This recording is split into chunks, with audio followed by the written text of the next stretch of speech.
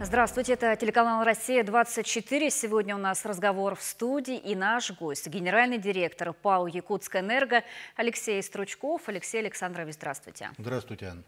В это время по традиции принято подводить итоги года. Каким он был для вас, для энергетиков в целом?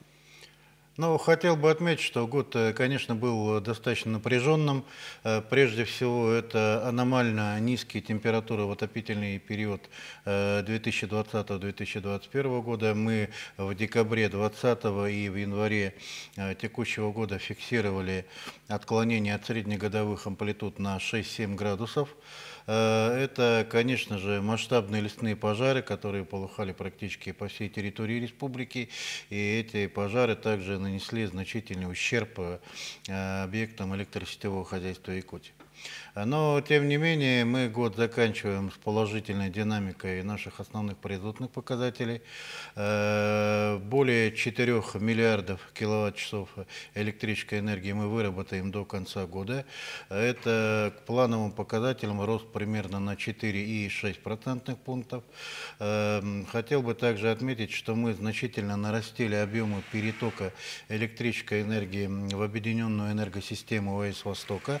И это не только, вот, скажем, потребители Якутии, это и потребители, которые находятся за пределами Республики Саха-Якутия. И особо хотел бы отметить, что вот переход и объединение наших локальных энергорайонов западного и центрального, и выход Якутскэнерго на оптовый рынок энергии мощности, он, конечно же, позволил и снизить аварийность наших генерирующих объектов и обеспечить надежность энергопотребления наших потребителей. Среди таких знаковых или ключевых событий уходящего года для нашей компании, конечно, хотел бы отметить, что с середины года мы разделили зону гарантирующего поставщика между ПАО «Якутскэнерго» и нашей дочерней структурой акционерного общества «Саха-Энерго». Также с 1 июля текущего года на территории западного и центрального энергорайонов начала работать Дальневосточная энергетическая компания, и в соответствии со стратегией, которая была принята ПАО «Росгидро», мы передали бытовые функции этой компании, и сегодня уже работаем с ними по агентскому договору, и они осуществляют наш функционал по сбору средств наших потребителей. Ну, давайте пойдем дальше. Якутскэнерго, филиалы и ваши дочерние общества получили паспорта готовности. Вы уже рассказали, что работы было проведено много. Как шли подготовительные работы? Были ли трудности? И можно ли сказать, что энергетики сегодня на 100% готовы к пиковым нагрузкам в зимний период? Конечно, можно с уверенностью так сказать. И вообще хотел бы сказать, что все наши филиалы, наши дочерние предприятия группы Якутскэнерго, равно как и другие ресурсоснабжающие организации в целом Республики Саха-Якутия, одними из первых в стране начинает отопительный сезон. И, наверное, это один из самых длительных отопительных сезонов на территории Российской Федерации, который длится от 9 месяцев и на отдельных территориях Наверное, самый длительный. до 365 дней в году. Мы паспорта готовности получили в установленные сроки. Мы защищаем готовность наших объектов к отопительному периоду в Министерстве энергетики Российской Федерации. И паспорт готовности выдается компании Якутскэнерго, всем нашим филиалам в соответствии с приказами Минэнерго, и такой приказ был подписан в начале ноября текущего года, и, соответственно, мы получили паспорт готовности. Это означает, что наши объекты готовы к работе в пиковые периоды и в период пиковых нагрузок. Но вернемся к лету. Август был сложный период для всех жителей Якутии. Огромный ущерб был нанесен Якутии, жителям, собственно, и энергетикам. Да, в огне пострадали около 300 опор.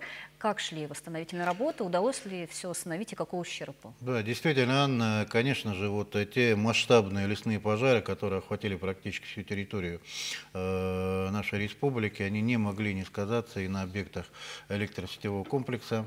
В огнем и в период лесных пожаров пострадало 397 опор на 24 линиях электропередач.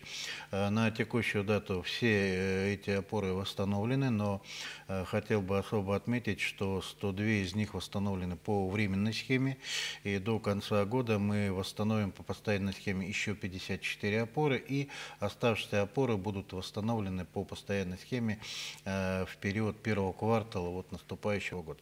И, конечно же, ущерб для нашей компании был значительный, это более 300 миллионов рублей. Конкретная и точная сумма будет уточнена, вот как я уже отметил, по завершении полного комплекса аварийно-восстановительных работ, но львиная доля этой суммы, это порядка 220 миллионов рублей, это наши дополнительные затраты на работу резервных дизельных электростанций. И также вот хотел бы отметить, что даже в столь сложный период лесных пожаров мы не допускали длительного перерыва в энергоснабжении наших потребителей, понимая, что это летний период, и понимая, что людям, конечно, вот нужно и холодильники, чтобы работали, и какие-то насущные, вот, и же там, скажем, суточные потребности были бы удовлетворены. То есть держали на контроле этот Да, вопрос. конечно. В этом году началась реализация крупнейшего проекта «Мост через Лену». Это долгожданный проект для всех жителей нашей Якутии. Сейчас на месте строительства очень активно заняты энергетики, переустраивают линии электропередачи. Вот на каком этапе сейчас работаешь? Что происходит? Действительно, это масштабный инфраструктурный, ну, наверное, не побоюсь этого слова, главный инфраструктурный проект для нашего региона. Это долгожданная мечта огромного количества жителей Якутии, не только жителей Центральной Якутии, думаю, и жителей всей республики. И, конечно же, наша компания не может стоять в стороне от этого объекта. Мы выдали все необходимые технические условия для энергоснабжения этого объекта. Потребность там не маленькая. На этапе строительства мы выдали разрешение, и объекты строительства будут подключены по временной схеме, и, соответственно, работы по подключению мостового перехода по постоянной схеме, а это потребует у нас переноса и выноса нашей линии Якутск-Табага. Эти работы будут произведены в течение 2022 года. Круглый год в СМИ поступает информация, и, собственно, в мессенджерах, в социальных сетях о том, что ведутся плановые работы. Энергетики ведут плановые работы. Почему именно в зимний период? Ну, действительно, и для нас это тоже такая болевая точка, и мы с пониманием относимся к тем жалобам и к тому негодованию, которое исходит от наших потребителей, прежде всего населения нашей республики, но хотел бы отметить, что это мера вынужденная. В год в нашу компанию поступает более 7 тысяч заявок на технологическое подключение новых объектов.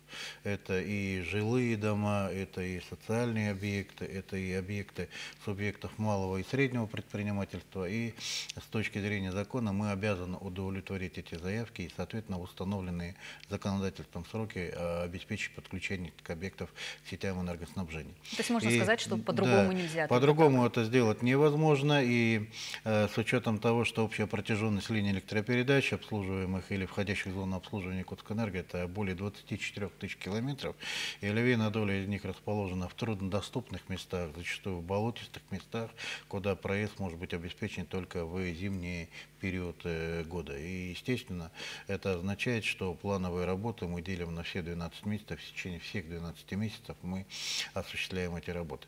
Давайте идем дальше. Очень давно жители западной части республики, это Нерубинский, Вилюйский, Верхний Вилюйский, Сунтарские районы, поднимают вопрос о нехватке мощности и надежности электроснабжения. Вот что делается Якутскэнерго, чтобы решить этот вопрос сегодня? Действительно, действующая так называемая 104-я линия, она была построена в начале 70-х годов прошлого столетия и на текущую дату имеет и моральный, и технический износ. И только в текущем году мы на этой линии провели восстановительные и ремонтные работы на 88 опорах и направили на эти цели более 30 миллионов рублей. Ежегодный прирост нагрузок в Вилюйской группе районов мы отмечаем порядка 5 мегаватт.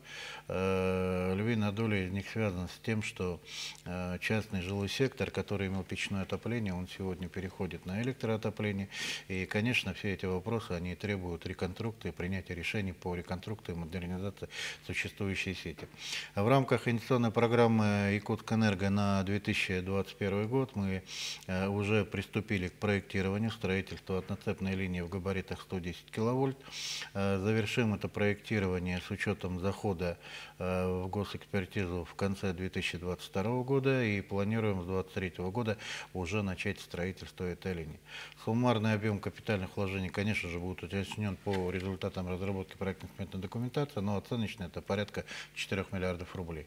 И сроки строительства для себя мы оцениваем с учетом сроков изготовления необходимого оборудования, от 3 до 4 лет.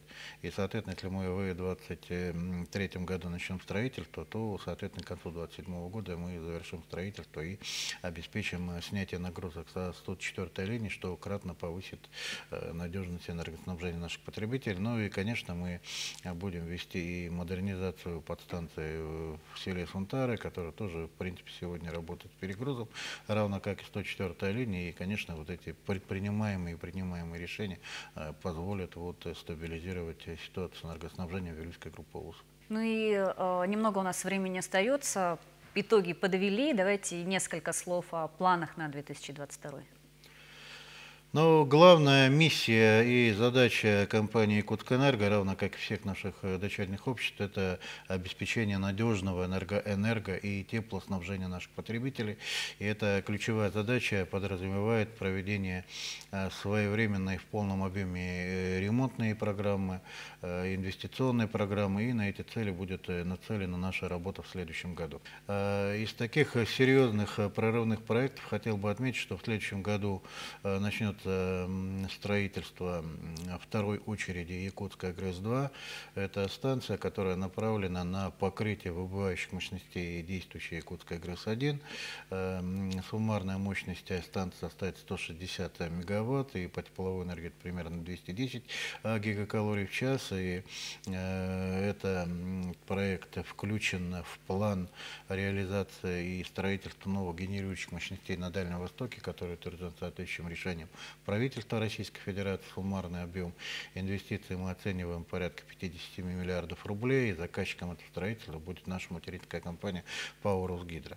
Алексей Александрович, ну вот если можно еще очень коротко, 22 декабря День энергетиков. Я поздравляю вас и в вашем лице всех ваших коллег. Несколько слов вашим коллегам. Поздравьте. Спасибо большое, Анна. Конечно же, пользуясь предоставленной возможностью, я хотел бы от имени руководства и всего многотысячного коллектива компании «Якутскэнерго» поздравить всех энергетиков Якутии, всех ветеранов отрасли с нашим профессиональным праздником, Днем энергетика. Пожелать вам доброго здоровья, благополучия, реализации всех намеченных планов и надежной и безаварийной работы. Да пусть будет так. Алексей Александрович, спасибо, что пришли к нам в студию и ответили на наши вопросы. Спасибо. А я напомню, сегодня на наши вопросы в нашей студии отвечал генеральный директор ПАО «Якутскэнерго» Алексей Стручков. Всего доброго и до свидания.